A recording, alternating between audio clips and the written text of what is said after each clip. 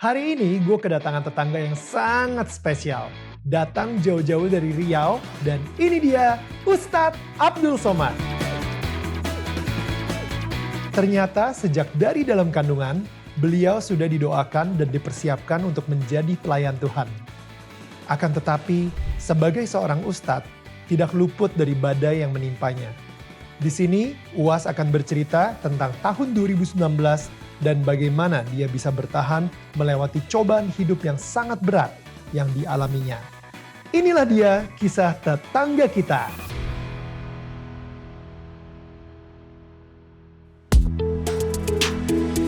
Hai, ini gua Daniel, tetangga kamu. Di sini gua akan ngobrol dengan tetangga gua tentang perjalanan hidup mereka dari kacamata spiritual di saat mereka mengalami situasi tidak pasti dan kekhawatiran, sampai bisa kembali bangkit menjadi orang yang lebih kuat dari sebelumnya. It's gonna be very exclusive and inspiring. Langsung aja, ini dia tetangga kita yang spesial datang dari Riau, Ustadz Abdul Somad. Tat, apa kabar? Alhamdulillah, Bang Daniel apa kabar? Sehat? Baik, sehat. Bang Daniel atau Mas Daniel? Mas Danielnya gak apa-apa, Oke. Bang Daniel kalau sayang. Karena Mas lebih mahal. Iya. Tapi Tat, thank you banget ya.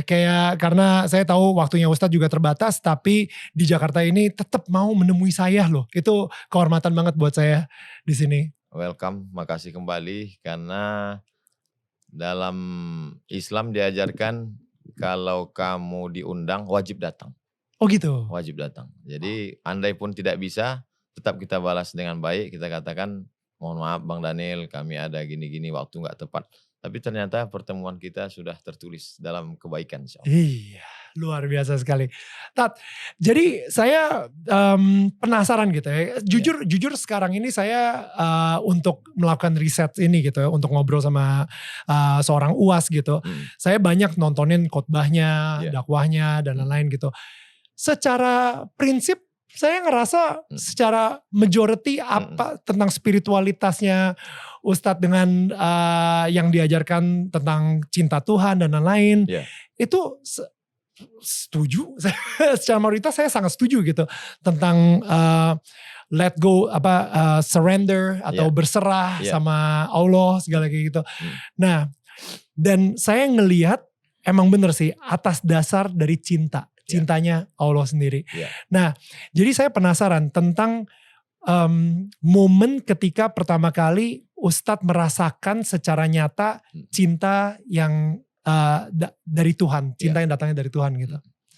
Kalimat pertama yang diajarkan kepada anak-anak, orang tua biasanya mengajarkan, bahkan tetangga-tetangga yang non-muslim ketika tahu kalimat itu, Bismillahirrahmanirrahim.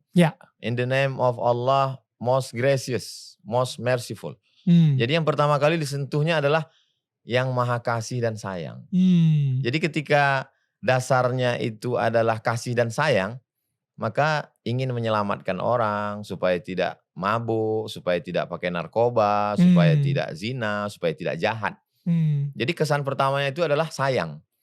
Makanya ketika cerita tentang kasih sayang, ada seorang perempuan nakal melihat seekor binatang hewan yang dalam Islam disebut sebagai najis tingkatan berat. Karena air liurnya kalau terkena di kaki mesti disiram pakai air 7 kali, salah satunya dengan campuran air tanah, anjing. Wow, Manusia, perempuan yang nakal. Binatangnya juga dalam ajaran Islam kotor. Kemudian dia ingin memberikan minum kepada binatang ini, tapi timba nggak ada. Dia ambil sepatu botnya yang juga kotor, bekas tapak kaki.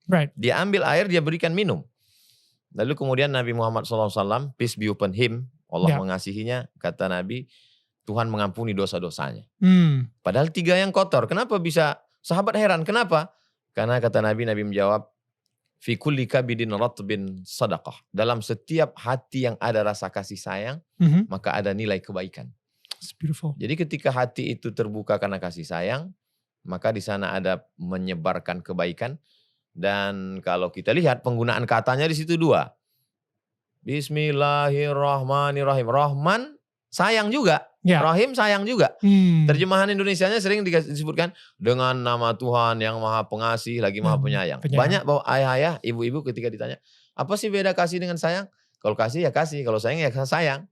Tapi kalau kita baca penjelasan ulama yang punya otoritas menjelaskan itu, Rahman itu kasih sayang Tuhan kepada semua makhluknya walaupun nggak patuh kepadanya.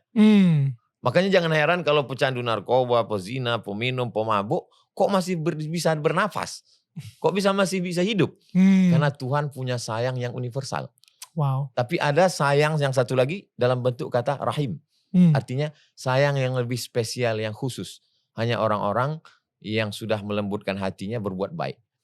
Jadi kalau ada orang yang amat sangat kejam, berarti dia sudah memposisikan dirinya sebagai Tuhan.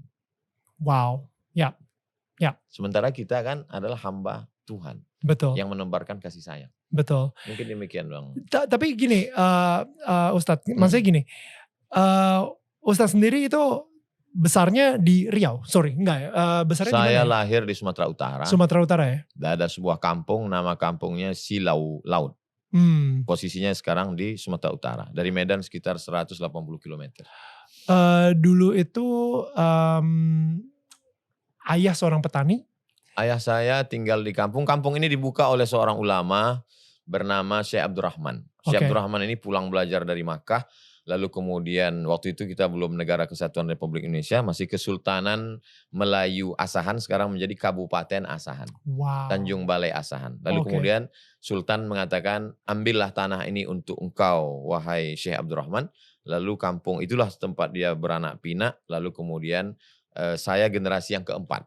Abdurrahman punya, Syekh Abdurrahman punya anak Siti Aminah, punya anak Hajar Rohana, punya anak saya dari pihak ibu saya. Adapun pihak ayah saya, di mana ada gula di situ ada semut. Karena kampung itu dulu maju, pertaniannya, ikannya, peternakannya, lalu kemudian mereka pun berdatangan bermigrasi ke sana. Menikahlah ibu saya dengan ayah saya dan saya anak pertama. Dan itu menarik banget ya, kayak berarti ibu ini almarhumah ibu ya, by the way. Almarhumah, dua-duanya sudah almarhum. Oh, dua-duanya udah.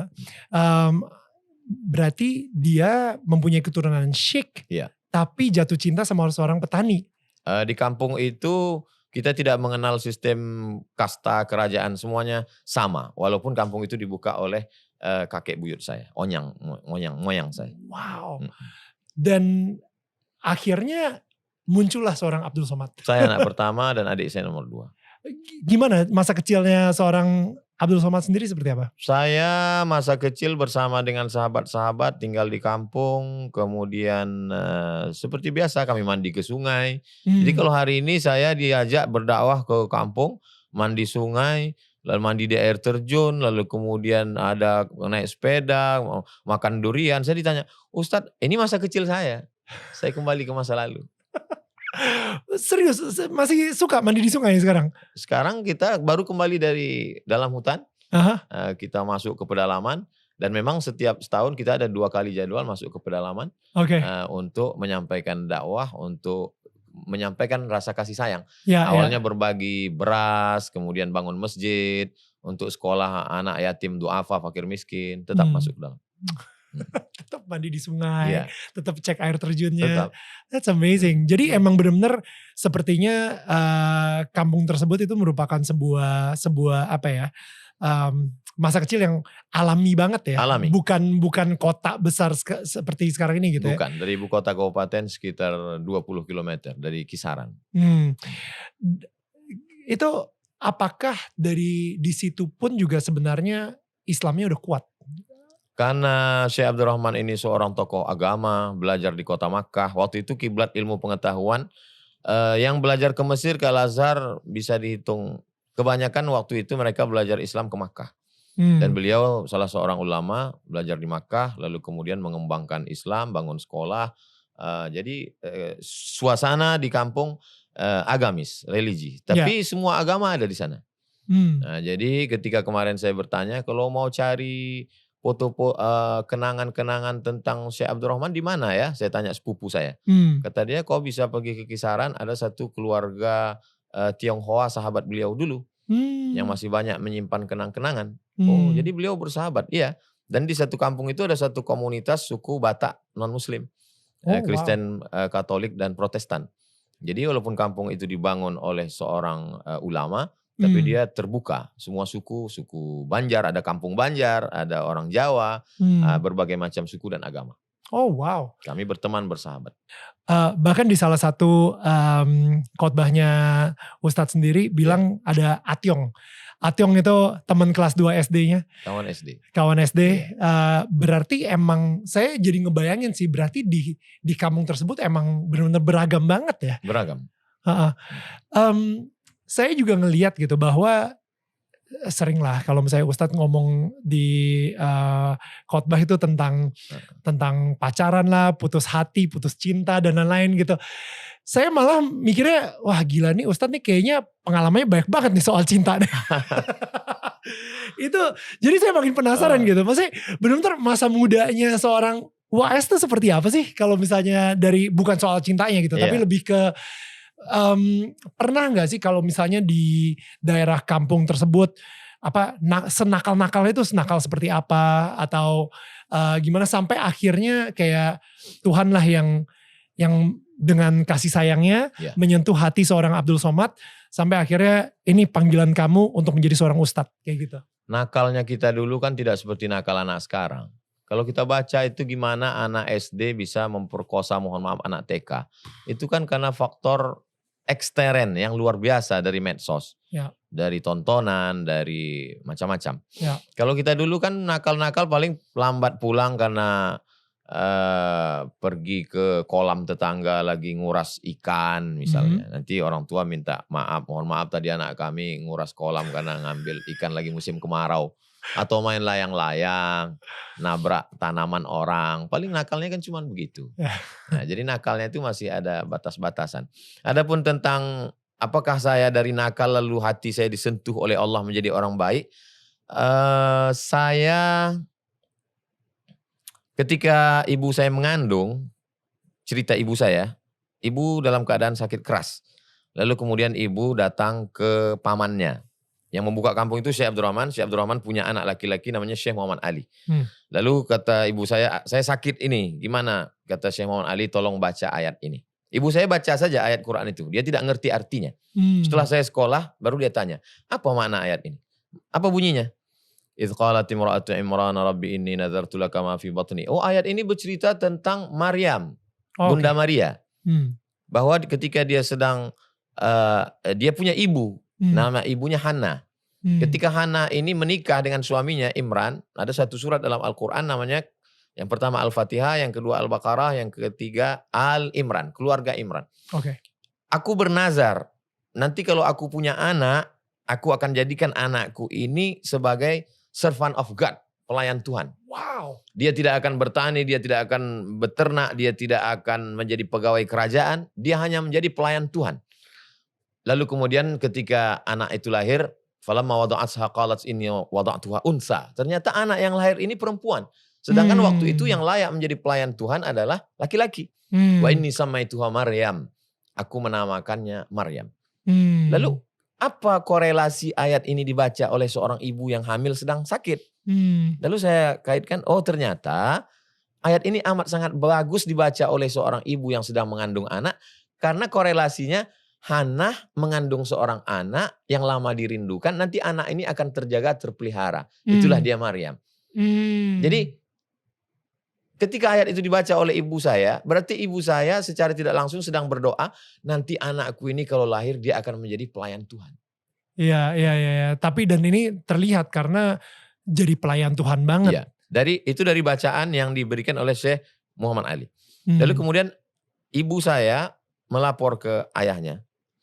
Kata namanya Nuruddin, Nur Cahaya, Din Agama, Cahaya Agama. Kata kakek saya, cucuku banyak, tapi khusus yang ini dia mesti sekolah agama. Itu maka saya dari kecil sekolah saya bukan sekolah umum, sekolah agama. Nanti kalau umurku panjang, ini ada kebun kelapa. Kalau umurku panjang aku akan biayai sekolah dia. Tapi nanti kalau aku mati meninggal, kebun kelapa ini untuk membiayai sekolah dia. Malang tak dapat ditolak, untung tak dapat diraih. Ketika kakek saya meninggal, kebun kelapa itu pun akhirnya ikut mati juga, terjual, satu dan lain hal. Di situ saya melihat bagaimana kasih sayang Tuhan. Akhirnya saya bisa kuliah S1 Al-Azhar gratis, S2 Maroko gratis, Ya. S3 saya selesai, saya memperoleh visiting professor dari Universitas Sultan Syarif Ali Brunei Darussalam. Wow. Saya yakin dan percaya itu adalah hadiah dari Tuhan untuk kelembutan hati kakek saya. Karena dia memberikan sesuatu untuk cucunya. Cucuku yang ini mesti menjadi pelayan Tuhan, menolong agamanya, maka Allah memberikan balasan itu. Ya. Saya yakin itu. Ya. Wow. Oh wow, that's amazing. Dimana jadi waktu kecil pun juga sebenarnya emang udah arahnya ke pelayan Tuhan ya berarti ya? Udah bukan ke arah petani. Saya Bang Daniel bukan ustadz jadi-jadian. Jadi bukan misalnya ikutnya foto model lalu kemudian karena bisa ngomong lalu mendadak jadi ustadz. Bukan. Jadi memang saya sekolah agama. Dari kecil saya memang sudah disetting untuk jadi orang yang belajar agama. Makanya ketika ada orang khawatir, ini jangan-jangan mau masuk politik. Saya tekankan, saya sampai mati jadi ustadz. Ustadz itu secara bahasa, ustadz dari bahasa Persia. Ustadz artinya orang yang punya ilmu. Secara umum, ustadz itu umum. Cuman digunakan oleh umat Islam menjadi orang yang mengerti ilmu agama. Spesialisasinya di bidang agama. Jadi ada gak sih momen terendah di dalam hidupnya UAS gitu yang ketika mungkin sebelum menjadi ustadz atau mungkin menyebarkan kasih sayang Tuhan ini ke luar gitu ya. Dimana ustadz sendiri sempat merasakan banget gitu bahwa man ini momen terjatuhnya gue banget gitu. Momen down dalam hidup. Ibu saya pindah. Lalu kemudian saya mesti tinggal dengan orang tua angkat. Dengan banyak sahabat-sahabat, kawan-kawan. Jadi saya pindah-pindah. Tahun 1977 saya lahir. Tahun 1986 saya pindah ke ibu kota Kabupaten Asahan. Sampai tamat SD. Setelah itu tahun 90 sampai 95 saya di Medan. Dari 95, 96 saya ke Riau. Tapi orang tua saya sudah pindah duluan dari tahun 88. Umur berapa berarti saat itu ya? Umur 11 tahun mungkin. 11 tahun ibu saya pindah, tapi saya tidak ikut pindah ke Riau. Saya bersama dengan keluarga, saya hidup dengan orang lain. Saya bersama dengan sepupu. Tentu ketika dalam anak yang pada usia 10 tahun, usia perlu kasih sayang. Sementara saya mesti tinggal di rumah kakak ibu saya. Di Medan saya tinggal di rumah orang tua angkat saya. Sekarang baru saya paham. Kenapa Allah membuat hidup saya demikian? Supaya saya pandai merasakan perasaan orang lain. Maksudnya apa tuh? Kalau saya dibesarkan bersama ibu saya tidak bisa merasakan perasaan orang lain. Tapi begitu saya tinggal di rumah kakak ibu saya mesti pandai merasakan perasaan dia, suaminya, anaknya, mantunya, cucunya. Lalu kemudian tahun 90 sampai 95 saya tinggal di Medan, di rumah orang tua angkat saya. Di rumah itu sebanyak 25 orang. Saya mesti pandai merasakan perasaan ayah angkat saya, ibu angkat saya, anaknya 2, menantunya, cucunya, babysitternya, drivernya, koki tukang masaknya. Sehingga saya bisa berhubungan baik dengan orang, bagaimana saya bisa merasakan perasaan orang lain. Saya yakin dan percaya Allah mempersiapkan hidup saya agar saya bisa merasakan perasaan orang lain supaya saya tidak membenci orang lain, supaya saya bisa menebarkan kasih sayang buat orang lain. Wow. Jadi waktu ibu meninggal itu juga mungkin bisa dibilang saat yang paling down juga kali ya untuk seorang UAS. Pilpres bulan April, ibu meninggal bulan Maret. Jadi pukulan beruntun. Karena begitu ibu meninggal bulan Maret, datang bulan April, fitnah besar itu terjadi buat saya. Saya tidak ada kampanye, saya hanya bertemu dengan salah satu paslon saja. Tapi efek ke diri saya luar biasa. Sampai lepas dari PNS dan lain sebagainya. Saya jatuh pada titik terendah. Disitulah saya yang selama ini hanya tahu teks, menghafal ayatnya, mengajarkannya. Di situ saya benar-benar mengamalkannya untuk menemukan rasanya. Karena saat itu saya tidak berceramah. Saya sedang mengalaminya dalam diri saya. Kalau selama ini saya menasihati orang, wasta'inu bis-sabri was-shalah, menghadapi hidup kamu mesti punya 2. Yang pertama sabar. Tahan pikiran, tahan hati, tahan lisan. Jangan buruk sangka pada Tuhan. mesti banyak sholat, mesti banyak doa, mesti banyak mendekatkan diri, mesti banyak baca Quran, mesti banyak zikir, ingat, eling. Saat itu saya mesti menceramahi diri saya sendiri, mencobanya, melakukannya, dan hari-hari itu terlewati. Itu saya bisa hidup sampai hari ini, saya yakin dan percaya karena Allah masih sayang dengan saya. Boleh dikasih tahu nggak prosesnya sendiri? Maksudnya itu bertubi-tubi banget. Maksudnya sekarang ini khususnya di zaman pandemi banyak banget orang yang merasa kehilangan orang kesayangan. Betul. Dan tiba-tiba ada beberapa cerita dari teman saya yang ternyata bokap gue ninggalin hutang segini banyak. Jadi bertubi-tubi tuh. Atau tiba-tiba gue nemu keluarga baru dari siapa gitu yang bokap gue gak pernah cerita. Dan apa ya, mungkin itu yang mungkin yang dialamin oleh UAS juga gitu. Dimana kayak yang tadinya ibu meninggal itu udah sebuah hantaman yang sangat berat banget. Abis itu ada pembunuhan karakter juga gitu kan. Atau fitnah gitu. Dan itu bertubi-tubi banget gitu.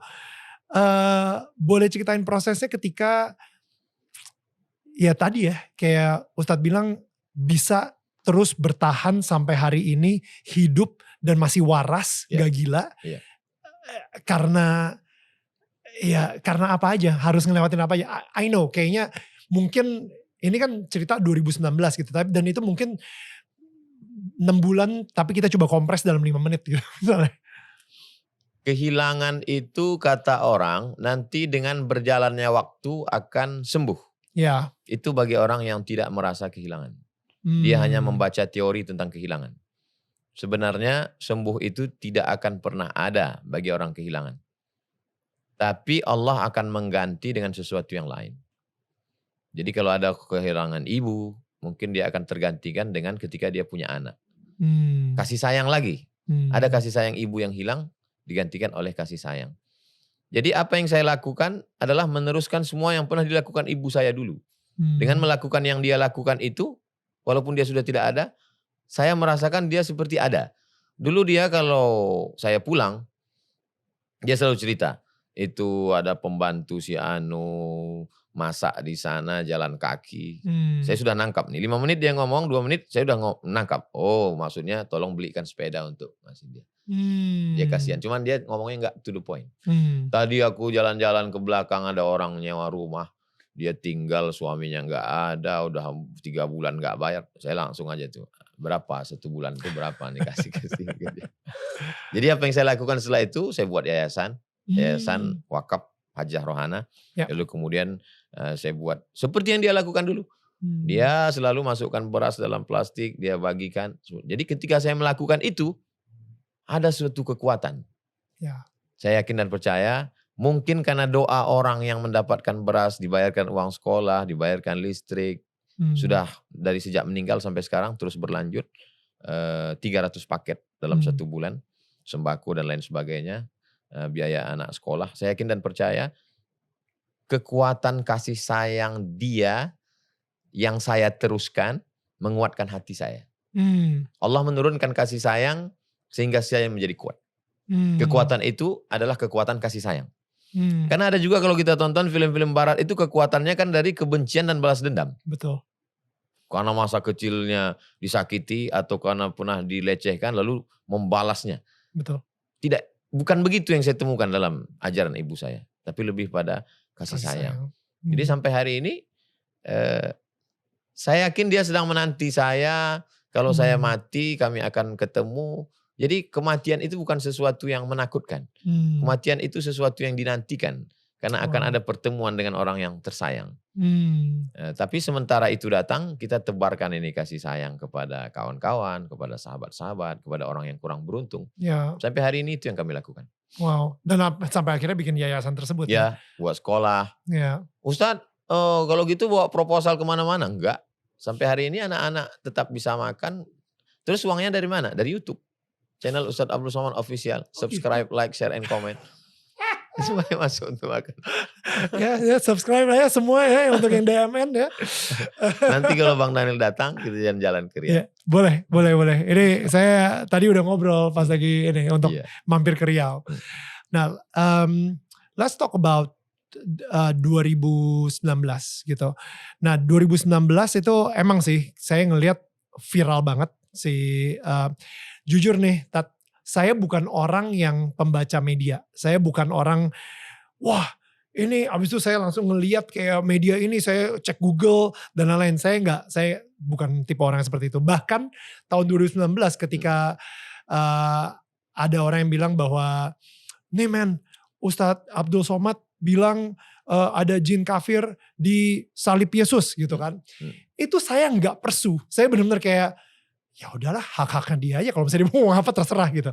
Sampai akhirnya tadi pagi baru saya memberanikan diri untuk nonton video tersebut. Ketika saya nonton, saya ngerasa gini ya, ada 2 momen dimana Ustadz nih kayak terkena masalah gitu.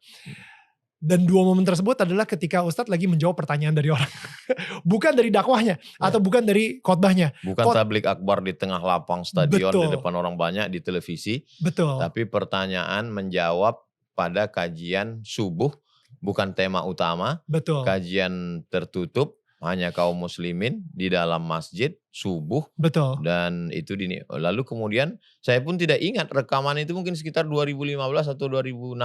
Wow. Tapi karena politik dan lain sebagainya bisa didapat. Saya sendiri pun tak punya rekaman itu. Wow. Lalu dipotong, di-cut, diedit dan lain sebagainya. Wow. Bagian dari, dan saya jelaskan di Majelis Ulama Indonesia. Ya. Bahwa saya menjelaskan pertanyaan, itu ceritanya panjang, bla bla dan seterusnya. Ya. Dan sampai hari ini tentu kita tidak bisa memaksa orang untuk aku tidak perlu menjelaskan siapa diriku kepada musuhku karena dia tidak akan pernah berubah, dan tidak perlu menjelaskan kepada sahabatku karena dia sudah terlanjur mencintai aku. Nah, jadi yang kita lakukan hanya klarifikasi. Tabayun setelah kita jelaskan melalui, tentu saya yang bukan punya lembaga apa-apa, saya jelaskan melalui Majelis Ulama Indonesia pada tahun 2019. Kasus itu bulan Agustus. Jadi ibu meninggal bulan Maret, bulan April politik, Mei, Juni, Juli tidak ceramah, hilang sama sekali semua, off karena hiruk pikuk ini. Juni, Juli, Agustus saya keluar seminggu, datang isu itu. Nah, Agustus. Diserang banget. Dan 2019 tuh kayaknya banyak banget peristiwa sih.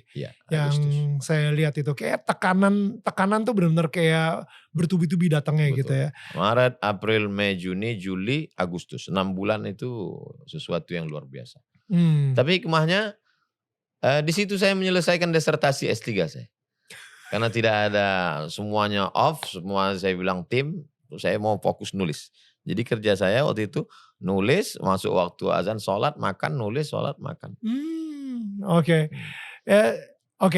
Jadi saya pengen, intinya jangan berhenti bergerak. Itu. Ya. Maka ada ungkapan fikuli harakah barakah. Dalam setiap gerak di situ ada berkah dari Tuhan. Ketika tidak bergerak, hanya di tempat tidur, depresi, menanti kematian datang, kita sudah mati sebelum malaikat maut datang. Jangan berhenti bergerak, karena ya disertasi S3 pun juga akhirnya itu adalah salah satu dari produktivitas juga gitu kan. Maka diajarkan dalam Islam, asa antakrahu syai'an, boleh jadi kau benci sesuatu, wa yaj'alallahu fi khairan katsira, di balik itu ada sesuatu yang baik yang kamu tidak tahu. Ada rencana Tuhan yang lebih indah. Jadi dulu waktu saya buka-buka lemari orang tua, dapat satu buku, Cooked Chicken Soup for the Soul. Oh, Chicken Soup for the Soul. Bukunya sudah lama sekali, ketika tahun 92, saya kelas 2 SMP di Medan. Pas dapat tuh saya buka-buka, satu cerita yang saya ingat, ada seleksi untuk menjadi astronot. 3.000 orang dites, jadi 300, dari 300 jadi 30, lulus, dan satu orang ini gak lulus. Ketika pesawat itu berangkat, dia tonton TV dengan tetesan air mata karena dia sudah malu keluar rumah. Tiba-tiba dalam hitungan detik pesawat itu meledak dan dia mengatakan, terima kasih Tuhan, untung saya nggak lulus. Nah, jadi sebenarnya buku itu kan tidak mengajak pembaca untuk marilah begini, marilah begono, enggak. Dia hanya memaparkan cerita, silakan mikir sendiri. Dan karena saya punya basic agama, saya kaitkan, asa antakrahu syai'an, boleh jadi kau benci sesuatu, sebenarnya kau sangat tidak ingin, tapi pada akhirnya di balik itu semua ada rencana yang lebih indah. Kita mau, Tuhan mau, dan kemauan kita terkalahkan oleh keinginan Tuhan. Dan kalau kita ikuti keinginan Tuhan, keinginan Allah, maka di balik itu ada keindahan yang luar biasa. Kenapa? Karena Dia menciptakan kita karena cinta. Ya. Karena penciptanya udah tahu apa yang terbaik buat ciptaannya. Kita ada kan karena kedua orang tua kita bercinta, kasih sayang. Kita lahir bukan dari kebencian. Wow, that's good. Jadi karena kita balik lagi ya ngomongin soal let's say di salib Yesus ada jin kafir. Tapi saya ngerasa itu bukan maksudnya dari Ustadz juga gitu menurut saya. Jadi setelah beberapa masa Bang Daniel kan muncul beberapa pendeta memberikan penjelasan yang hampir sama. Kalau Bang Daniel tonton ada yang beberapa menjelaskan bahwa ternyata di dalam aliran-aliran agama Kristen sendiri tidak satu pendapat tentang masalah bahwa di patung. Kalau Bang Daniel ikuti video-video lain. Betul. Jadi kalau misalnya kita ngomongin, karena yang saya tangkap adalah lebih ke patungnya. Bukan ke Yesusnya gitu. Nah jadi di sini mungkin saya pengen nanya tentang. Kalau dalam Islam itu 2 surat khusus untuk Yesus. Surat yang pertama Al-Imran, keluarga Imran. Keluarga Imran itu kronologisnya adalah orang Kristen Najran datang menemui Nabi Muhammad untuk menanyakan bagaimana sih status Yesus dalam Islam. Maka turunlah surat itu menjelaskan. Yang kedua adalah surat Maryam. Setelah Al-Kahfi, surat Maryam menjelaskan memang nama dia sendiri. Seandainya Quran itu buatan Nabi Muhammad SAW, pasti di dalamnya surat Aminah, nama ibu dia. Tapi justru khusus bercerita tentang bagaimana status kedudukan Nabi Isa dan Maryam. Jadi bagaimana image, saya justru penasaran sih, saya pengen nanya banget nih sama UAS juga gitu ya. Isa Al-Masih itu untuk seorang UAS itu seperti apa sih? Kami wajib mengimani siapa yang tidak percaya kepada Nabi Isa, berarti dia tidak percaya kepada Quran, tidak percaya kepada Nabi Muhammad. Tapi keyakinan kami kepada dia adalah mal masihu ibnu Maryam illa rasul. Dia adalah seorang rasul utusan Tuhan. Sama seperti Nabi Adam, Idris, Nuh, Soleh, Ilyas yang diutus kepada Bani Israel untuk menyelamatkan manusia. Jadi kami tidak mungkin menuduh yang tidak-tidak kepada Maryam, kepada orang Yahudi menuduh, mohon maaf, tidak layak. Orang Yahudi menuduh Maryam adalah pezina. Maka lahirlah seorang anak zina. Dalam Islam dibersihkan tuduhan itu semua. Makanya dalam surat Maryam itu dijelaskan begitu detailnya. Saat dia melahirkan anaknya itu, maka datanglah pendeta-pendeta Yahudi. Apa kata mereka? Maka anak abuki mara'a sau'in. Bapakmu kan, Maryam, bapakmu kan bukan orang jahat. Wa makanat ummuki baghiyah. Ibumu juga bukan wanita tunasusila. Ayat itu kalau dilanjutkan, bapakmu bukan orang jahat, ibumu bukan wanita tunasusila. Kok bisa kamu hamil tanpa suami, kok kamu punya anak? Tapi saat itu Maryam dia diam, fa'asyarat ilaih. Dia hanya menunjuk kepada bayinya. Dan terjadilah mukjizat, anak itu berkata, Inni Abdullah, aku adalah hamba Tuhan. Atani al-kitab, Tuhan memberikan Alkitab kepadaku. Mubarakan ainama kuntu, aku diberkahi dimanapun aku berada. Jadi Islam menempatkan Nabi Isa dalam ajaran Islam. Kita bicara tentang konteks ajaran Islam. Menempatkan Nabi Isa tidak sebagai anak zina, tapi dia sebagai Rasul utusan Allah. Membersihkan dari tuduhan-tuduhan yang diserang oleh orang Yahudi kepada Nabi Isa alaihissalam. Jadi amat sangat tidak mungkin ada orang Islam melecehkan Maryam dan Isa. Kenapa? Karena di dalam Islam mereka adalah wanita yang solihah, seorang nabi, orang yang baik. Demikian kami memandang Nabi Isa. Jadi intinya, kesimpulannya, substansi maknanya, tidak ada orang Islam yang akan mencela Nabi Isa dan Maryam, karena mereka di dalam Al-Quran disebut sebagai ibunya perempuan siddiqah, wa ummuhu siddiqah, perempuan yang benar, yang jujur, yang baik, yang solihah, melahirkan seorang anak laki-laki yang salah satu Rasul utusan Nabi, utusan Allah. Kalau dari Ustadz sendiri nih, ngomongin soal kemarin kan di yang ke Singapura, habis itu bukan deportasi ya, tapi tidak berhasil masuk Singapura lah, intinya seperti itu. Perdebatan masalah deportasi atau tidak deportasi adalah kalau orang yang belum dapat izin masuk tidak disebut deportasi. Apakah Abdul Somad sudah dapat izin masuk? Ya, udah. Bisa dilihat. Saya minta putarkan kamera CCTV bahwa mereka sudah nunggu koper hampir 1 jam mereka. Saya sudah hampir keluar. Lalu kemudian ditarik lagi ke dalam, lalu mereka itu semua ditarik lagi keluar. Itulah yang terjadi. Dan akhirnya ini masyarakat atau pendukungnya UAS gitu ya, keluar dengan hashtag boykot Singapura gitu ya. Itu sebenarnya bagaimana perasaan UAS sendiri soal itu? Kita bangsa besar, bangsa yang merdeka, pernah menghadapi berbagai macam. Jadi saya ingin kita sebagai negara yang bertetangga saling menghormati. Kalau dituduhkan Abdul Somad tidak boleh masuk karena dia ingin mengajarkan suatu ajaran, aliran, saya datangkan liburan dengan anak istri saya. Saya bawa bayi umur 3 bulan, 4 bulan. Lalu kemudian kalau diajar Abdul Somad ini orangnya radikal. Itu kan ada konsulat Singapura di Pekanbaru. Kampung saya itu Pekanbaru. Apa ada orang Singapura yang mati dibunuh gara-gara ajaran Abdul Somad? Kami hidup damai di Pekanbaru. Makanya ketika saya ceramah di Bali, ditolak oleh sekelompok oknum orang, Raja Bali, Concorde, datang di masjid untuk menjaga saya. Wow. Raja Bali langsung, silakan ceramah Ustaz Abdul Somad. Mereka tahu bahwa di Riau, di dekat airport, ada satu rumah ibadah. Saudara kita Hindu tegak berdiri, tidak ada yang mengganggu. Wow. Kita hidup, kenapa kita mesti berkelahi cakar-cakaran hanya karena medsos, hanya karena buzzer, hanya karena orang yang makan dari gagal paham. Kalau orang tidak paham kita kasih paham. Tapi kalau orang memang hidupnya untuk gagal paham, itu sulit. Ya. Berat. Tapi kalau misalnya ngomongin soal radikalisme ya, what do you think of it? Radikalisme adalah isu yang amat sangat menarik untuk dijadikan sebagai labeling. Jadi ketika saya tidak suka dengan seseorang, maka saya akan katakan kamu radikal, kamu aliran radikal. Jadi biasanya kalau kita nggak suka dengan orang, kita cari apa kata yang paling enak untuk kita labelkan. Kita taruh di satu box ini aja deh. Kita tulis, kita lengketkan di belakangnya. Sehingga semua orang lihat, ya itu radikal.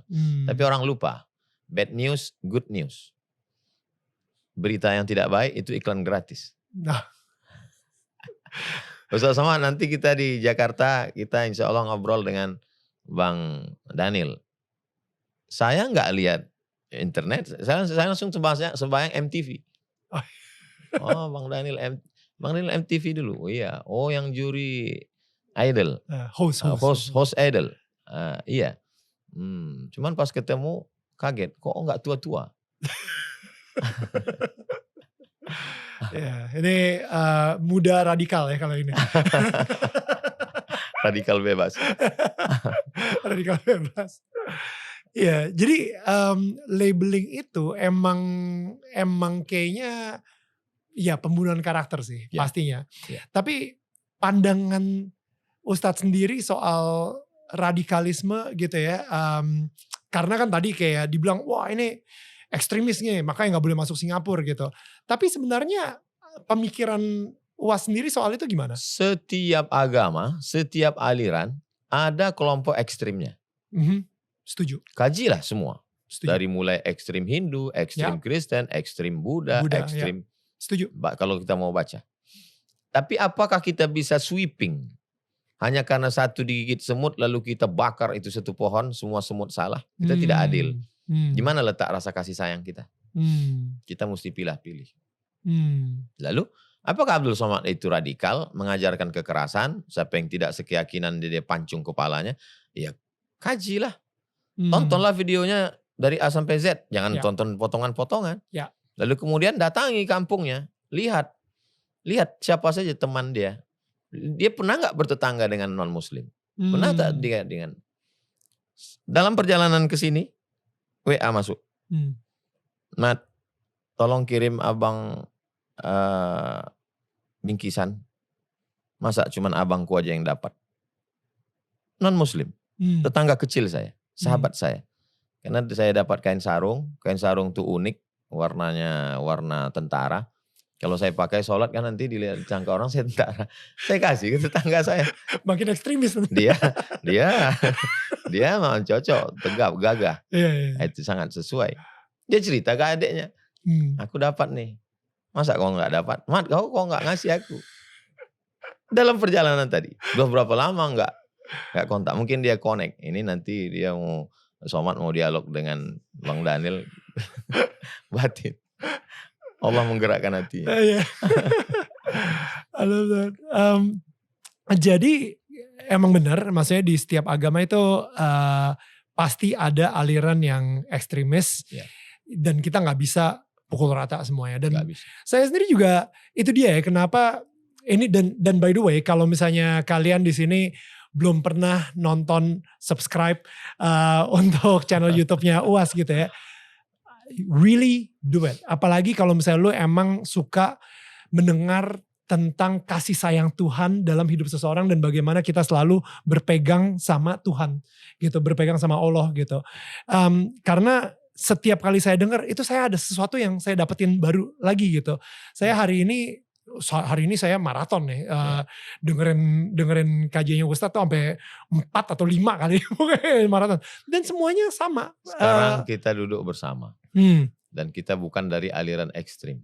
Tapi ketika penonton yang rambutnya sama hitam isinya macam-macam, akan muncul 2 komen. Yang pertama, mungkin Somad tidak radikal lagi sekarang. Yang kedua, berarti Bang Daniel sudah jadi orang radikal. Alhamdulillah. Itu pokoknya banyak banget komentar-komentar. Ini nanti kita foto aja ya, kita taruh di Instagram. Wah, alhamdulillah Daniel bakal dapat hidayah gitu kan. Ya udah biasa. Tapi ya itu, maksudnya saya ngerasa kayak emang mungkin yang pengen saya tanyakan adalah kepada orang-orang di Indonesia yang ekstremis, yang mengharapkan bahwa suatu saat kita berideologi syariah bukan lagi Pancasila. Apa pendapat UAS sendiri ke mereka, dan mungkin apa pesan UAS sendiri ke mereka gitu? Pancasila itu kesepakatan founding father, pendiri bangsa ini, yang terdiri dari para ulama, orang nasionalis, religius, agamis. Mereka berkumpul menemukan titik temu. Karena kalau kita pakai nama syariat Islam, saudara-saudara kita yang berada dari timur tidak mau. Karena kesalah pengertian.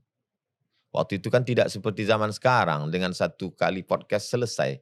Sedangkan sekarang pun gak selesai juga masalah. Apalagi zaman itu. Menghadapi Belanda, menghadapi Jepang, menghadapi komunis. Maka ditemukanlah 1 titik temu. Pancasila, ketuhanan yang Maha Esa, kemanusiaan dan adil beradab, persatuan Indonesia, kerakyatan yang dipimpin oleh hikmat kebijaksanaan dalam permusyawaratan perwakilan, keadilan sosial bagi seluruh rakyat Indonesia. Itu adalah kalau dalam bahasa Islamnya kalimatun sawa, titik temu supaya kita bisa bersama. Kalaulah umat Islam yang mayoritas dulu itu egois, mereka tetap ngotot, Indonesia tidak sebesar ini. Tentu saudara kita di timur, ya silakan aja kalian merdeka namanya Indonesia pakai syariat Islam. Kami gak mau. Kita bukan bangsa yang besar. Mereka mundur selangkah demi untuk mempertahankan kita sebuah bangsa yang besar. Indonesia. Indo adalah di bawah India. Nesia pulau-pulau yang berada di Bali, India. Kita bangsa yang terdiri dari berbagai macam suku, bangsa, pulau bisa bersatu menjadi satu. Bayangkan satu daratan Afrika bisa jadi pecah 50 negara. Eropa yang begitu hebat daratan bisa pecah. Prancis gak mau disebut orang Inggris. Orang Jerman juga gak mau disebut orang Prancis. Kita bisa nyatu orang Aceh. Yang bahasa Aceh kalau ngomong orang Aceh gak mungkin paham orang Banjar. Bisanya mereka mengalahkan keacehannya, kebanjarannya pas nulis buku pakai bahasa Melayu.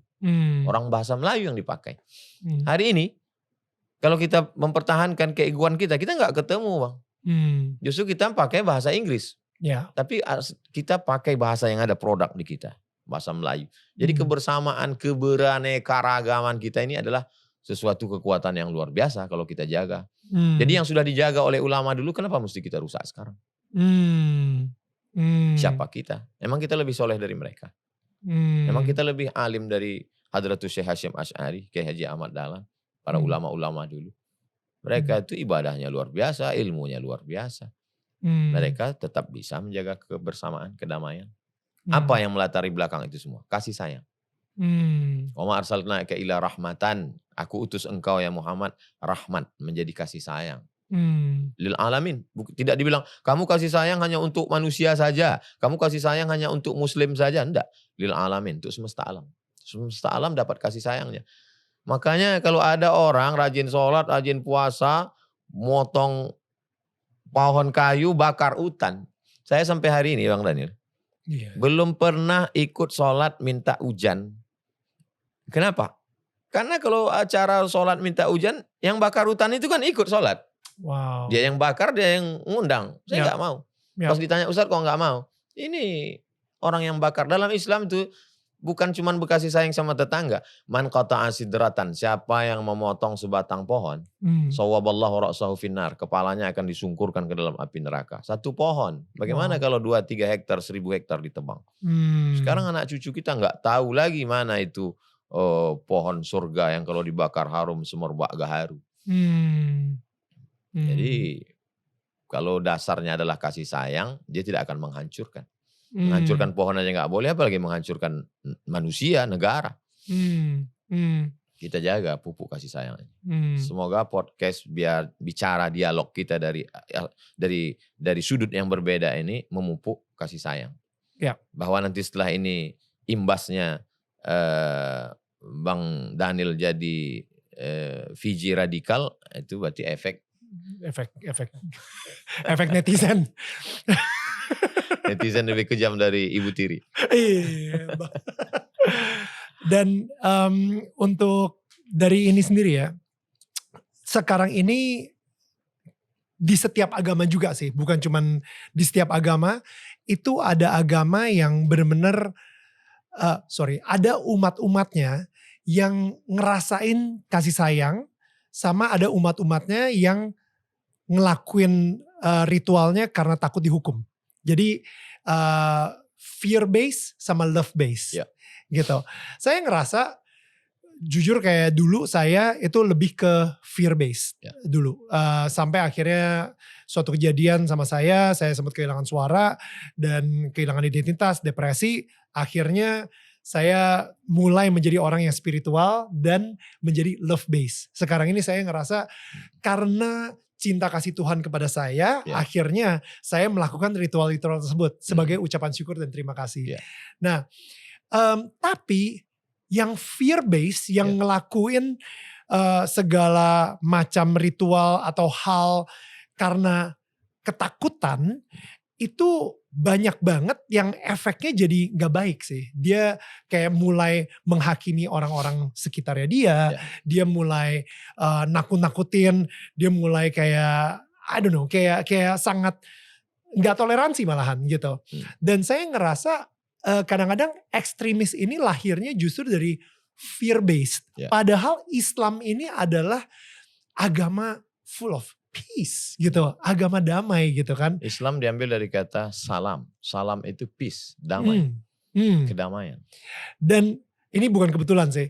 Ketika tadi saya lagi scrolling kajiannya Ustadz gitu ya, tiba-tiba muncul aja secara muncul di timeline saya di YouTube, dia bilang di Abu Dhabi ada masjid namanya Maria Mother of Jesus Mosque, karena ingin menghormati gereja yang ada di sebelahnya.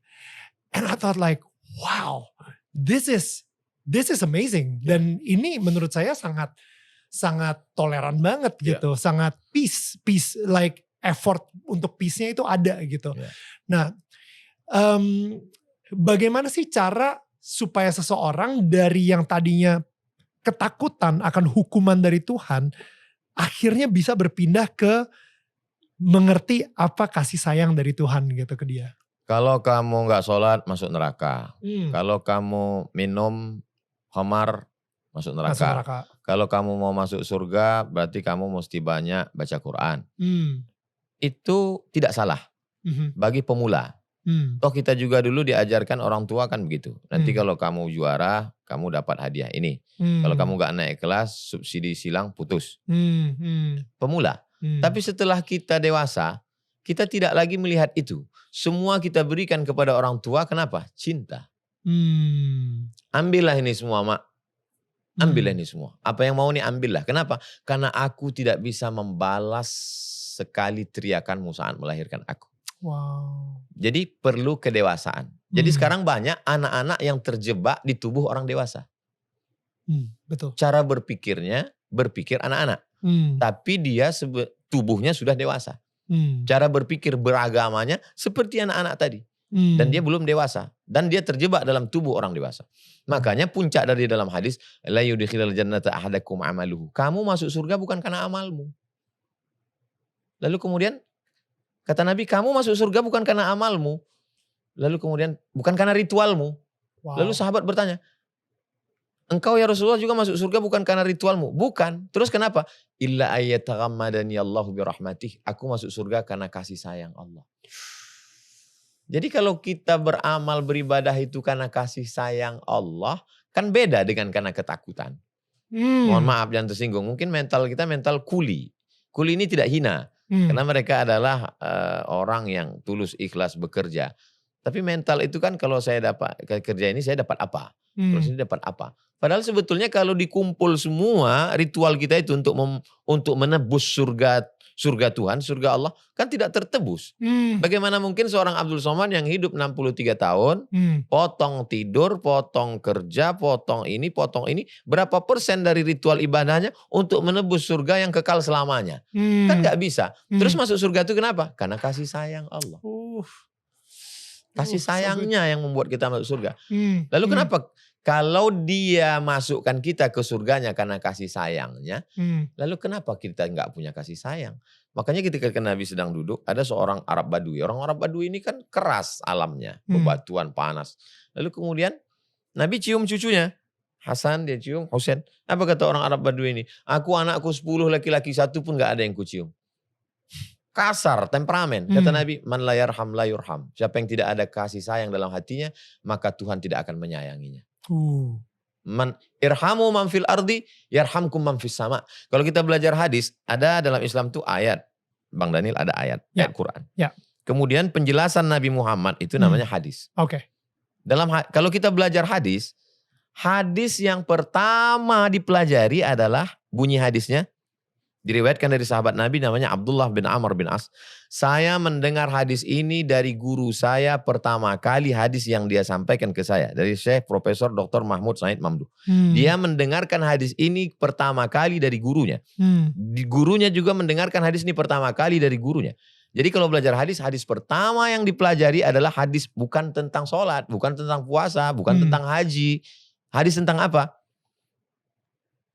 Irhamu ar-rahimuna yarhamuhumur rahman, irhamu man fil ardi yarhamkum man fis sama. Orang yang ada rasa kasih sayang dalam hatinya, dialah yang disayang oleh Allah. Sayangilah makhluk yang ada di bumi, maka malaikat-malaikat di langit akan menyayangi. Itu hadis pertama yang dikaji. Kalau kita buka Al-Quran, ayat yang pertama, in the name of Allah, most gracious, most merciful. Kasih sayang. Hadis pertama yang dibaca juga adalah kasih sayang. Lalu kalau ada orang tidak berkasih sayang, yang salah itu ajarannya apa orangnya? Boom. Saya kalau ngobrol sama banyak teman muslim saya gitu ya, mereka sangat fokus banget sama pahalanya. Ya kan, jadi biar dapat pahala lebih banyak, biar ini dapat pahala lebih, supaya nanti di surga dan lain-lain. Tapi kalau misalnya tadi Nabi sempat bilang bahwa orang masuk surga bukan karena amalnya, tapi karena kasih sayang Tuhan. Jadi apa pahala yang selama ini mereka kumpulkan gitu? Karena pahalanya sebanyak-banyak yang mereka kumpulkan, yang gak akan cukup juga. Bang Daniel, pemula ini dia mikirnya belum nyampe ke situ. Jadi untuk tahap pemula ini dia masih nanya, saya kalau kerja 1 jam berapa ya? Kamu $2. Terus kalau per hari, kalau kerja malam ada bonusnya enggak? Untuk pemula memang begitu. Teknis. Iya. Ya. Kalau dia mau jalan, dia mau mikir, mau merenung, mau belajar, nanti dia akan keluar dari lingkaran pahala itu kepada merindukan kasih sayang. Tapi karena dia jalan di tempat, keilmuannya di bidang yang lain dia S1, S2, S3, pangkatnya naik terus dari golongan 2A, 2B, 2C sampai 4E. Tapi proses pemikiran beragamanya jalan di tempat. Anak kecil terjebak di tubuh orang dewasa, berbahaya. Balik lagi ke situ. Kita perlu untuk dewasa dalam beragama. Saya pun juga dari awalnya juga begitu. Nanti kalau gini dapat pahala ini, kalau ini dapat pahala ini. Tapi lalu kemudian kita berproses sampai pada puncaknya adalah semua yang kita lakukan ini untuk turunnya kasih sayang Tuhan. Supaya dia sayang sama kita. Kalau dia sudah kasih sayang sama kita, maka semua dia beri. Kalau kita hanya berharap pahala, yang dapat cuma pahala. Tapi kalau kita berharap kasih sayangnya, maka semua dia beri. Kalau ada orang tua, nanti kalau kamu masuk kelas, gaji jajannya segini. Kalau nanti ranking 1, hadiahnya ini. Dapatnya cuma itu. Tapi kalau kasih sayang orang tua didapat, sentuhlah pada hatinya, letak kasih sayangnya, maka semuanya akan semuanya akan dikasih. Iya. Udah bukan lagi performance gitu, maksudnya udah. Dia tidak lagi hubungan ganti rugi. Iya. Tidak barter. Transaksional, ya. Hubungan kita dengan Tuhan itu bukan barter transaksional. Ya. Tapi benar-benar, ya saya ngerti sih. Karena dulu saya transaksional banget soalnya. Ada yang lebih mengerikan lagi, dia angkat Tuhan sebagai direkturnya. Itu artinya apa tuh? Kalau saya buat gini, gaji saya begini. Kalau saya lembur, gaji saya begini. Kalau ternyata saya sudah kerja, nggak dapat yang saya inginkan, dia komplain, unjuk rasa. Tuhan mana? Hubungan kita dengan Tuhan itu bukan transaksional. Hubungan kita adalah kepasrahan. Menerima pun. Bukankah orang yang dicinta menerima apa yang dilakukan pencintanya? Orang kalau sudah jatuh cinta, dia tak peduli lagi. Ketika seorang menggendong anak kecil, dia gendong anak kecil. Lalu anak kecil itu kencing. Ya. Nggak ada satupun orang marah, walaupun bukan anak dia. Lucu ya anaknya. Ini anak ini pasti laki banget. Ini ada keberuntungan nih. Kenapa? Cinta. Ya. Dia mandangannya karena cinta. Ya. Karena yang kencing anaknya. Coba kalau yang kencing bapaknya. Asli. I love that. Jadi tadi sempat ngomongin soal Ustadz tuh nggak akan sholat sama orang-orang yang apa sih untuk hujan gitu ya, datangin hujan. Ada satu doa kalau kemarau panjang dalam Islam melakukan ritual namanya sholat istisqa, ngumpul rame-rame minta turun hujan. Oke. Nah ngomongin soal hujan, saya jadi keinget nih kayak pawang hujan nih. Dan begitu ngomongin pawang hujan, saya keingetnya jadi kayak ala-ala dukun gitu, ya kan. So saya sendiri penasaran sih, karena sekarang ini banyak orang yang mereka lebih berserah kepada dukun daripada berserah sama Allah, kayak gitu. Pandangan Ustadz sendiri tentang itu gimana? Apa beda Ustadz dengan pawang hujan? Toh dua-duanya melakukan sesuatu yang tidak scientific, yang tidak logis. Ustadz, ulama, kiai, dia berdoa minta sama Allah. Ya Allah, kasihi kami, turunkan hujan. Sedangkan dukun, dia minta sama setan. Permintaannya itu kepada setan, kepada musuh Tuhan. Jadi kita selalu diajarkan untuk menjauhi yang tidak baik. Sedangkan dukun lebih kepada menjadi hamba setan. Wow. Ini kalau di-upload semua, ini udah yang banyak sekali yang marah. Radikal marah, yang kelompok dukun marah, dukun juga ikut marah. Ya. Jadi saya betul-betul Bang Daniel memang mazhabnya mazhab cinta. Mazhab gue gak ngerti. Alirannya aliran cinta. Iya, soalnya saya ngerasa kalau misalnya dalam Islam ada satu aliran cinta. Ya. Mazhab hub, namanya hub itu cinta. Hub. Masuk hub. Tokohnya namanya Rabi'ah al-Adawiyah. Oke. Suatu ketika Rabi'ah ditanya, Rabi'ah, apakah kau benci dengan setan? Kata Rabi'ah, hatiku sudah dipenuhi cinta sampai tidak ada satu tempat pun untuk kebencian. Tapi itu ungkapan orang yang sedang jatuh cinta. Orang jatuh cinta ini mabuk kan ungkapannya gak bisa dipegang. Ya. Adinda, 1000 tahun kau kan ku nanti. Iya, 1000 tahun dari Hong Kong. 40 tahun aja udah sesak napas. Nah itu. Jadi ungkapannya itu adalah bahwa dia sudah dipenuhi dengan cinta. Sehingga tidak ada tempat untuk kebencian kepada apapun dan kepada siapapun. Jadi saya yakin dan percaya Bang Daniel menampilkan Abdul Somad, bicara tentang radikalisme, bicara tentang Singapura, bicara tentang dukun. Tidak ada satu ruang pun untuk rasa takut dalam hatinya karena ketakutannya sudah habis. Dipenuhi oleh cinta kepada Tuhan.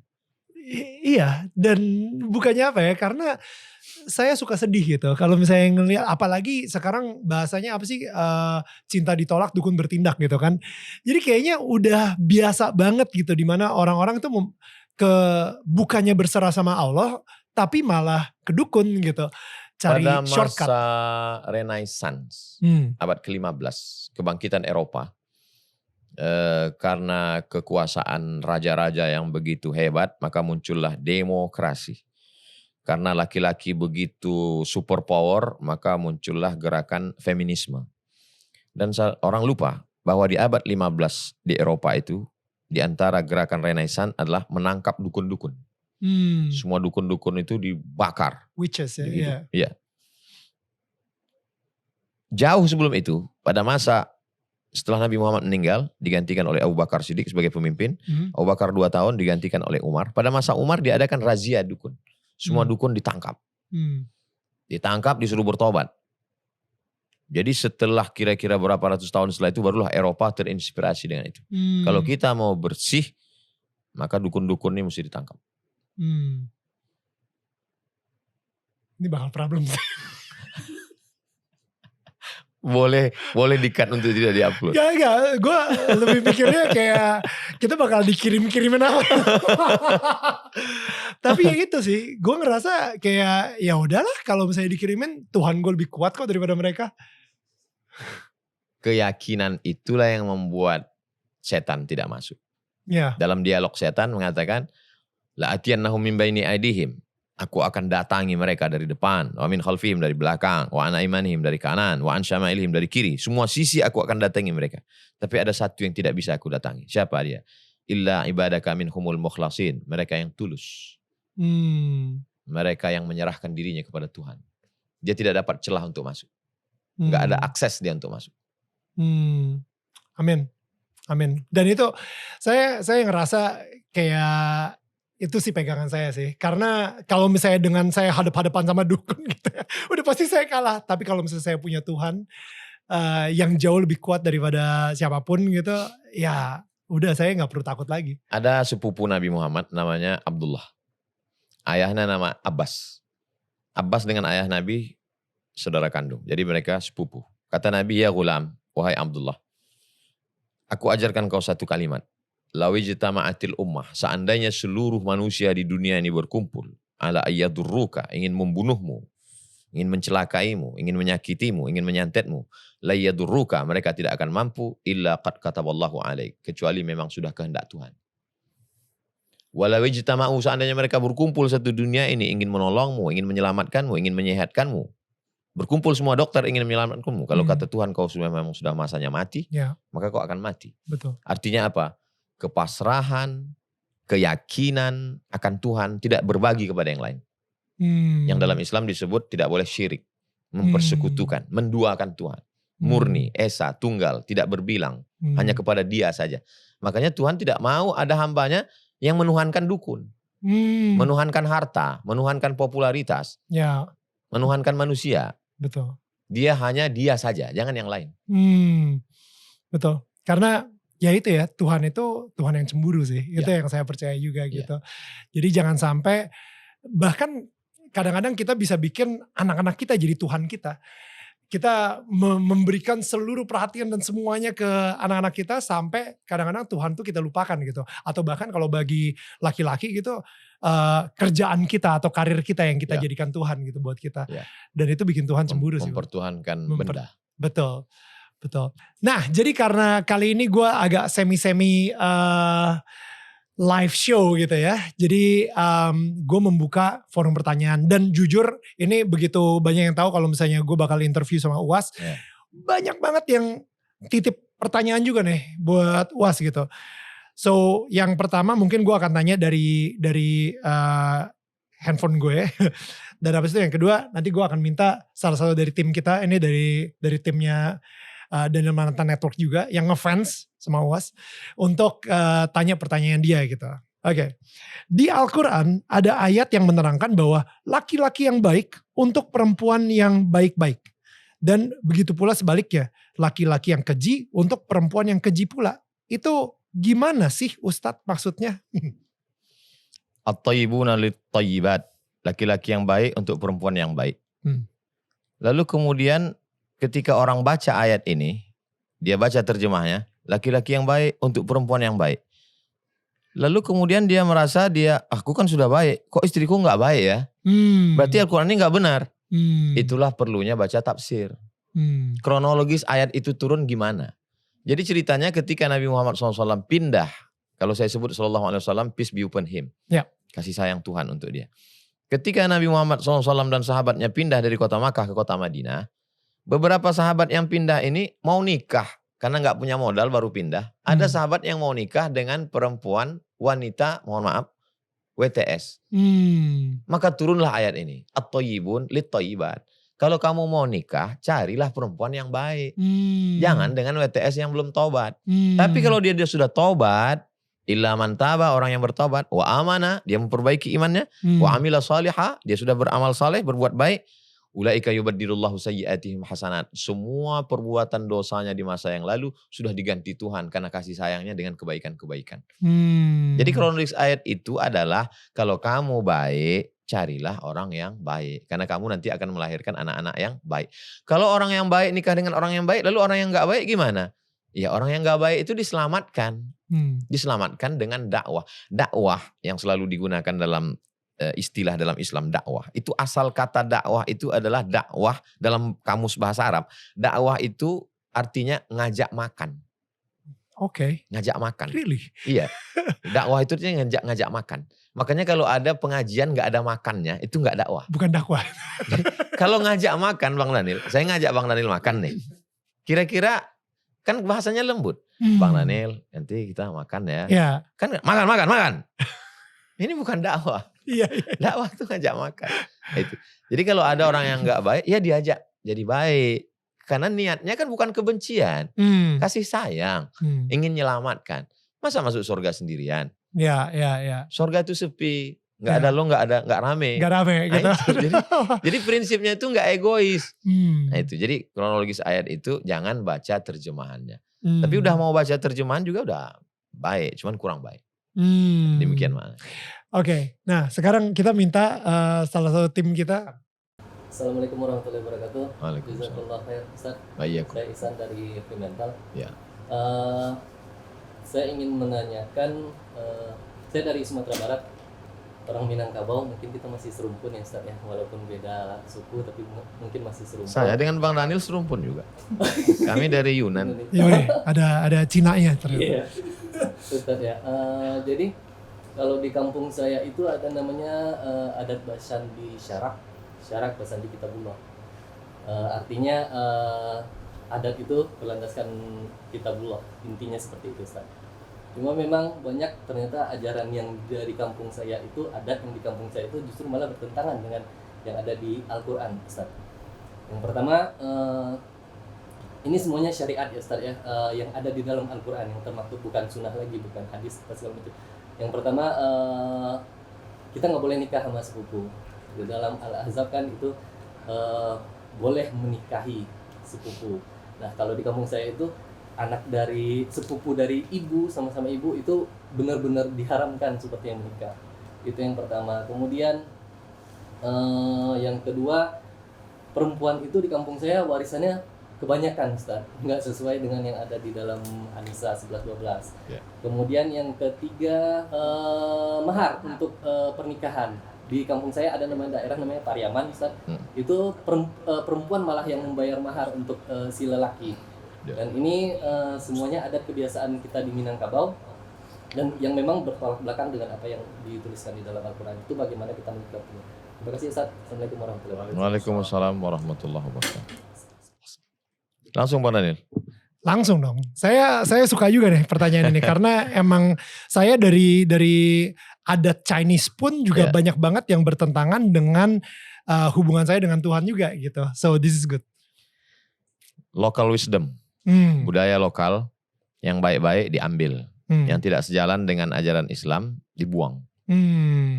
Apakah menikahi sepupu orang dekat itu? Jadi ketika ditemukan kotak-kotak jenazah di Mesir kuno, ternyata banyak itu cacat. Kenapa cacat? Karena mereka melakukan incest. Hubungan sedarah. Ya. Itu tidak baik. Makanya dalam Islam diajarkan iqtaribu tasihu, bukan hadis Nabi, ucapan Umar bin Khattab. Kalau kamu nikah dengan orang asing, anakmu akan sehat. Jadi semakin jauh hubungannya makin baik. Dan kita bagus orang Jawa nikah dengan orang Batak, walaupun situ rugi karena dari emas jadi tulang. Tapi kan bagus. Ada juga orang mengatakan nikahilah beberapa suku yang cantik-cantik untuk memperbaiki keturunan. Dia mikir keturunan dia nggak tahu bahwa dia juga udah merusak keturunan orang. Tapi paling tidak kan Anda perbaikan. Jadi sebenarnya asal muasal larangan hubungan nikah. Ustaz Somad, boleh nggak nikah sama orang sekampung? Nggak boleh, kenapa? Terlalu banyak. Satu aja susah. Jadi sebenarnya larangan itu kalau dipahami secara baik bahwa memang kita disuruh nikah. Bukankah Tuhan sudah menciptakan manusia min dzakarin wa untha, dari laki-laki dan perempuan, wa ja'alnakum syu'uban wa qabaila, bersuku-suku berbangsa-bangsa, lita'arafu, untuk saling kenal mengenal. Nikah dengan orang Eropa, nikah dengan orang itu. Jadi hanya saja peletakan katanya apakah anjuran atau haram kan itu. Dianjurkan untuk menikah dengan orang jauh. Supaya terjadi pengenalan budaya dan lain sebagainya. Lalu kemudian tentang warisan perempuan lebih banyak. Kalau ada orang Minangkabau merantau ke Jakarta. Sampai di Jakarta dia bisnis, punya hotel, punya rumah, punya mobil. Nanti harta warisannya itu tetap dibagi menurut hukum Islam. Bukan perempuan lebih banyak. Adapun yang dimaksud tadi di Minangkabau perempuan lebih banyak. Itu adalah warisan namanya harato tinggi, harta tinggi. Jadi saya punya anak perempuan. Saya khawatir nanti kalau saya mati anak perempuan ini, iya kalau nikah suaminya baik. Kalau suaminya nakal, jahat, maka saya buat satu, kalau dalam Islam istilahnya namanya wakaf zuri. Wakaf untuk keturunan. Ini satu kebun 10 hektar, anak perempuan yang mengelola. Tapi bukan hak milik. Nanti kalau meninggal diwariskan ke cucu perempuan. Kalau meninggal ke yang perempuan lagi. Kalau meninggal ke yang perempuan lagi. Laki-laki dia tidak punya hak di situ. Karena laki-laki bisa merantau. Makanya laki-laki Minangkabau itu terbang sejauh mata memandang. Makanya laki-laki Minangkabau kemana-mana. Nah, jadi perempuan itu untuk menjaga. Alhamdulillah berkat adanya hukum warisan ini, banyak perempuan Minangkabau tidak perlu pergi untuk cari makan jauh. Kenapa? Karena sawahnya ada di kampung. Jadi perlu dibedakan harta mana yang dibagi kepada harta tinggi yang di kampung itu. Adapun kalau dia punya kebun, saya banyak bertemu, saya tanya, apa betul orang Minangkabau perempuannya lebih banyak? Enggak. Kalau harta yang didapat di perantauan itu tetap dibagi menurut hukum Islam. Lalu kemudian yang ketiga tentang mahar. Jadi seorang perempuan, lalu kemudian itu pun tidak seluruh tempat, hanya satu daerah saja, satu kawasan saja. Lalu seorang perempuan dia akan kalau laki-laki ini level tingkatannya segini nanti dibayar sekian puluh juta. Kalau dia sudah S1, sudah haji, sudah tinggi levelnya begini. Sebenarnya itu nanti untuk keperluan dia setelah menikah.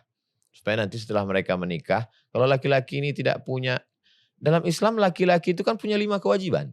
Yang pertama memberi makan istri. Yang kedua pakaian. Yang ketiga tempat tinggal.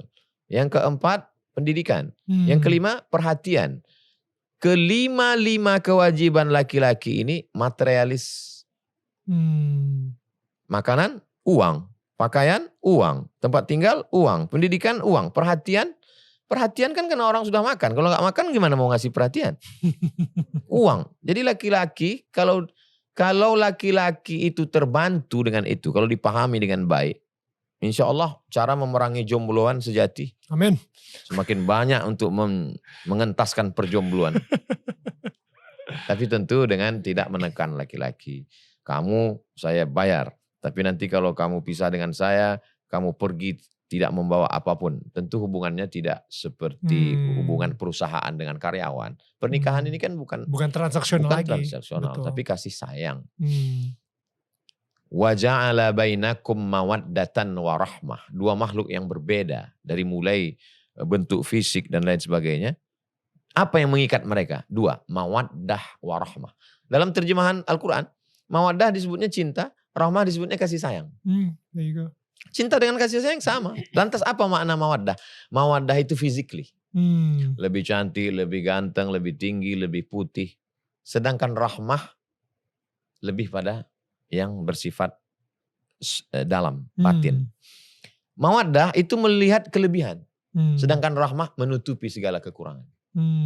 Jadi orang kalau sudah kita lihat dia bisa jalan, sudah kakek nenek jalan, itu sebenarnya bukan lagi yang dilihat itu mawaddah, tapi lebih pada rahmah, cinta, kasih sayang. Yang menyatukan itu adalah kasih sayang. Demikian. That's beautiful. Berarti untuk nutup aja, saya banyak belajar banget dari UAS juga, dan hari ini mungkin yang saya lihat nih 2019 itu mungkin tahun terberatnya buat UAS. Mungkin dalam perjalanan terberat. Dan habis itu pasti banyak ketakutan-ketakutan. Tapi bagaimana caranya kasih sayang itu lebih kuat dan lebih besar daripada ketakutan yang dihadapi oleh seorang Abdul Somad. Dan mungkin orang-orang yang saat ini lagi menghadapi kekhawatiran, ketakutan juga dalam hidup mereka juga bisa terinspirasi dari kasih sayang tersebut, kasih sayang Tuhan yang jauh lebih besar daripada ketakutannya mereka gitu. Ketika seorang ibu baru saja melahirkan anak, meregang nyawa, robek kulitnya, hampir mati. Lalu tidak lama setelah itu datang perawat membawa sesosok bayi. Dan dia bisa tersenyum. Apakah sakitnya hilang? Tidak, sakitnya tetap ada. Lalu kenapa dia bisa tersenyum? Karena ada kasih sayang. Kira-kira gambarannya seperti itu. Kita tetap terluka, kita tetap down, tapi kita tetap bisa tersenyum. Kenapa? Karena ada kasih sayang. Kalau kasih sayang pada bayi, ibu yang sayang. Bagaimana dengan kita yang menerima kasih sayangnya? Tuhan yang sayang ke kita. Maka bahagia kita lebih daripada kebahagiaan seorang ibu saat melihat sosok bayi. Keyakinan itu yang kita pupuk. Bagaimana mendekatkan diri kita dengan Tuhan? Tentu dalam ajaran Islam, bersuci, mandi, wudhu, bersih, sholat, baca Quran, zikir. Itulah cara-caranya yang diajarkan dalam Islam. Pakailah itu, yakini itu. Maka dia seperti cawan, seperti gelas. Air ini akan turun kalau cawannya bersih, tidak bolong. Jadi kalau cawannya tadi malam dipakai untuk nonton bola karena takut ke belakang lalu dia jadi asbak.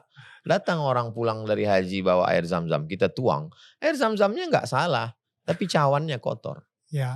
Sediakan cawan yang bersih. Maka Tuhan akan menurunkan kasih sayangnya. Dalam Islam setiap selesai dengar azan ditutup dengan innaka la tukhliful mi'ad. Engkau tidak mungkin ingkar janji.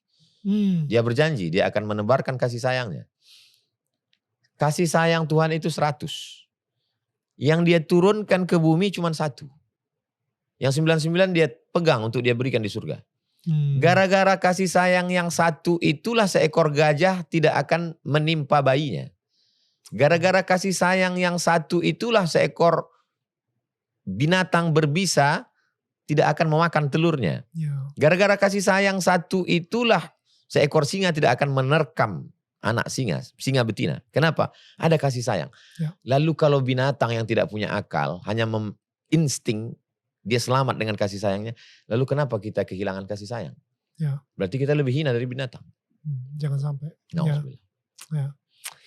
Beautiful. Was, thank you so much.